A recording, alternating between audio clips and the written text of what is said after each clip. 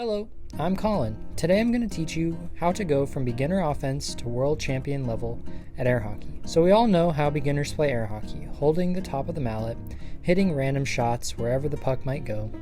Well, the first step in leveling up from here is to grip the mallet with 3 fingers. This allows you to gain the ability to hit shots faster with more power and less effort. It's good to think of your mallet like the end of a pendulum. The farther you hold the mallet, the more power you'll get from your fingers, wrist, and arm, all combining energy. It's worth noting that most pro players wear tape on their fingers in order to reduce potential injuries, and some have even worn full-on gloves. Usually the gloves with some form of grip, like football gloves, are the way to go. 3 shots. Once you learn the initial skill of comfortably hitting the puck with 3 fingers, your next goal should be to learn and practice 3 different shots.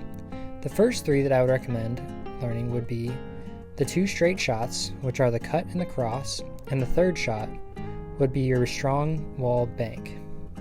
Your straight shots are going to be the foundation of your offense, since they are easiest to hit. They are also the most likely shots to score, since the puck will have the least amount of distance traveling to the goal when hitting them. Oftentimes, this shot works on beginners the best, since they hang back too far on defense, leaving the straight shot angle wide open on both sides. The cut shot goes to your weak side of the goal, and the cross goes to your strong side. Usually, players learn how to hit shots from one spot on the table first in order to find a way to make each shot repeatable. I would recommend learning to hit shots from the top left quadrant of your side of the table if you are a right-handed player, and the top right quadrant of your side of the table if you are a left-handed player. This will be important for later when we talk more about setting up a complementary attack. At this point, I've mentioned both straight shots, so here's a quick overview of the last 4 shots, which are your strong wall under and over bank shot, and your weak wall under and over bank shot. The first bank shot I would recommend you practice is your strong wall under, as it is the easiest to learn how to use and also complements both the straight shots. To hit this shot, all you need to do is hit the puck towards the rail of the same side as your dominant hand and ensure that the puck goes into the side of the goal that is closest to the bank. The simple objective of this shot is to hit the puck fast enough so that the puck moves underneath the player's defense before they have time to react properly. I'm going to come back to the other 3 shots in a second, but for now, at this stage of learning the game, I'd highly recommend becoming proficient in hitting these 3 shots from the same spot on the table. 1 deceptive technique. Once you feel comfortable consistently hitting the cut, cross, and strong wall under individually, it's time to dive into a topic of air hockey known as deception. The goal of deception is to fool your opponent about either the timing, location, or speed of your shot. For example, if you fool your opponent into thinking that you're shooting a shot later than you actually did, then you might be able to sneak a shot in without them ever reacting. The goal of location deception is to fool your opponent into thinking that you're going to shoot one shot while in actuality you're going to shoot another. In this case, your opponent might know when you're going to hit the puck, but they have the wrong idea about where exactly the puck is going. This is where pro air hockey can get really complex, as there are many ways to deceive your opponent. A few examples of deception would be pump fakes, time delays, off speeds, varying shot release, and mixing up your attack in a way that surprises your opponent. The simplest of these examples is the pump fakes, which is where you pretend like you're about to hit the puck and then at the last minute stop in order to trick your opponent. This can be a handy tool since you can sometimes pump fake your opponent and trick them into freezing their defense before you shoot your real shot. This is a simple form of deception, but it still has its uses even in today's top players' offenses, as it is one of the easiest ways to deceive your opponent on the timing of your shot and keep them guessing. The next form of deception is time delays, which, as you might expect, is another way to throw off your opponent on the timing of a shot. Essentially, what you want to do is rid your offensive setup of any rhythmic tendencies or tells that your opponent might be able to pick up on. For example, If you tap the puck against the wall 2 times every time before you take a shot, that might give your opponent the upper hand in knowing when to react for your upcoming shots. To counteract this, you must become increasingly self-aware of your own personal habits, both subconscious and conscious. A time delay is a good way to intentionally stop yourself from following a particular pattern, thus throwing your opponent off the scent of predicting your shot timing. An example of this would be to intentionally use all 7 seconds of the shot clock after previously using only 1 to 2 seconds. This will help you to keep your opponent on their toes. Off speeds are another great form of deception, where players fool their opponent about the particular speed of their shot through a special release. This deceptive technique goes together with mixing up the speed of shots, particularly between ultra-fast and slow shots.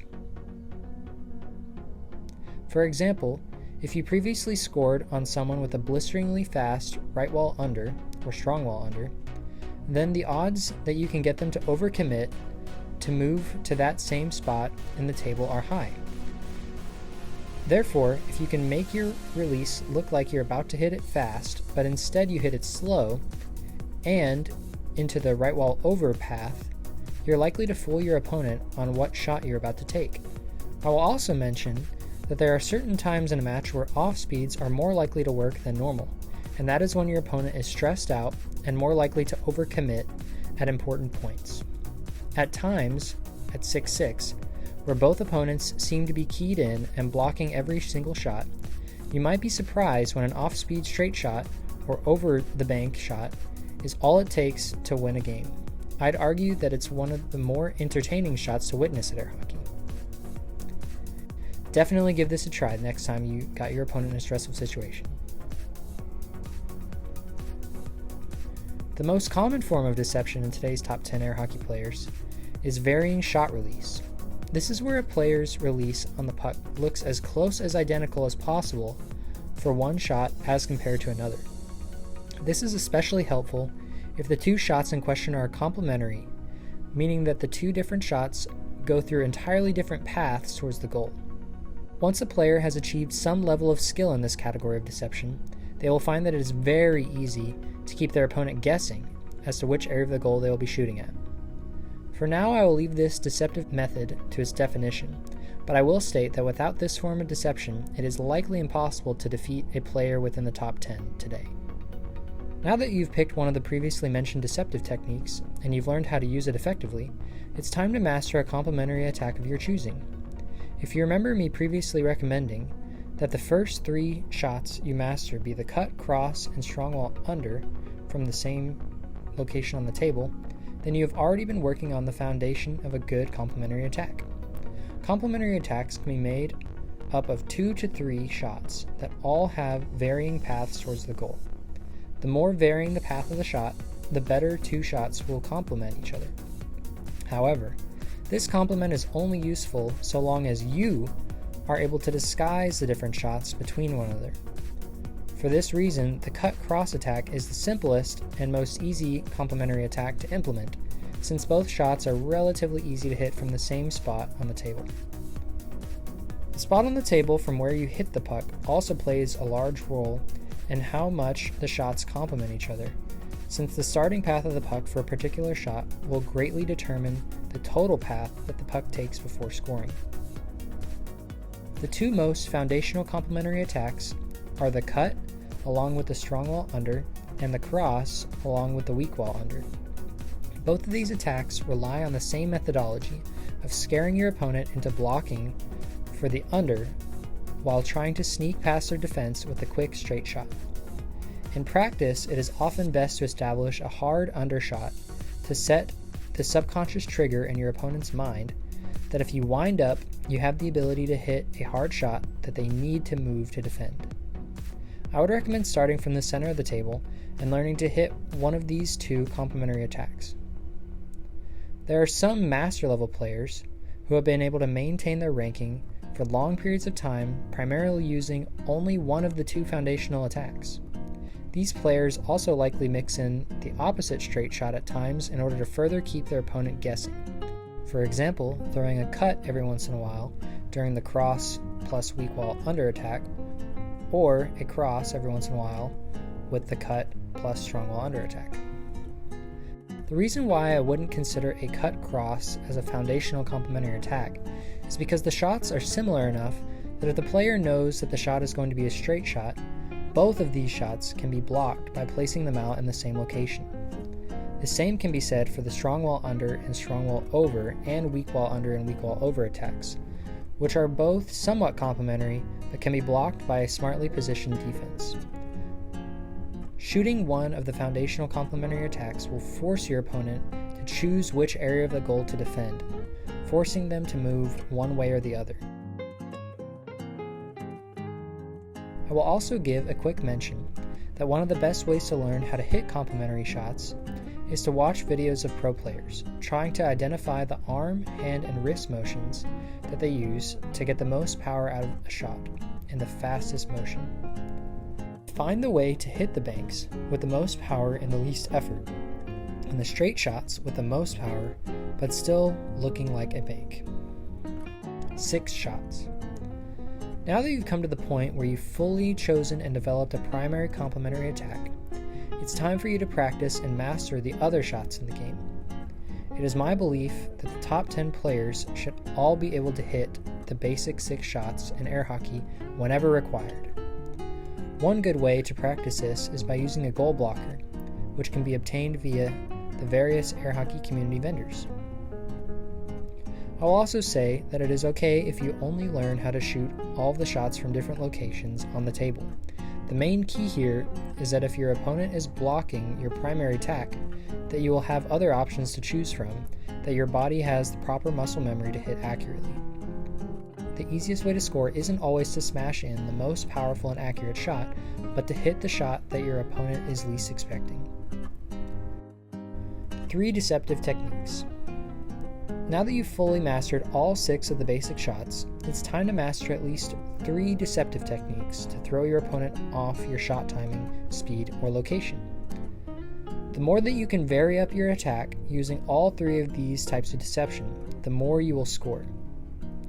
You can almost think of a good offense in air hockey being like a wildfire. You need to use just enough energy to stay hot, and you need to be unpredictable like a sparking flame. If you notice that your opponent is reading your shot timing, use some pump fakes to try to throw them off, or intentionally use a time delay. If your opponent seems to be randomly flinching but is still blocking your shots, try an off speed.